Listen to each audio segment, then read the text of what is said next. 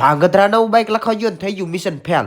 ઘરેથી ભાણા લઈને થઈ ગયો ધાંગધ્રા બાજુ હાલતો. કુડા ચોકડીએ પહોંચી ગયો ને મારી દીધી બ્રેક. મગર ક્યું નો મારે તો આપણી જિંદગીની બ્રેક લાગી જાય. વાત તો સહી. રેલવે ફાટકે પહોંચી ગયો ને મને ખબર જ હતી ફાટક બંધ છે. तुम्हें कैसे पता चला? यही तो कलाकारी है अपने पास. ફાઇનલી ફાટક ખુલી જઈને થઈ ગયું યુદ્ધ. જી વિડીયો 9 તારીખો હળવદ રોડ ઉપર આવતા રહ્યા સીધા હોન્ડા શોરૂમે. બાઇક તો ઘણા હતા પણ આપણે ગમી ગયો હોન્ડા નું SP 125. ડીલ ફાઇનલી કરી નાખી લેવાનું આપણે આજ બાઇક. પણ એના માટે આપણે થશે બીજો ધક્કો કારણ કે લોન કરવા વાળા ભેજ આપણે પેલા વહી ગયા. રોકડિયા હનુમાન સર્કલ થતા આવતા રહ્યા દાદા પાસે. રાજકમલ ચોકે આવીને મળી ગયા આપણે ફોલોવર ભાઈ. ગરમા ગરમ ચા પી નાખી લઈ લઈ પીને બ્લોગ. એટલી જ વારમાં મને વિચાર આવ્યો કે ટાઈટ બહુ પડે કાં તો કોટ લઈ લો. ભાઈ કોટ દેખાડે પેલા તમને બધાનું આઈફોન દેખાડી દઉં.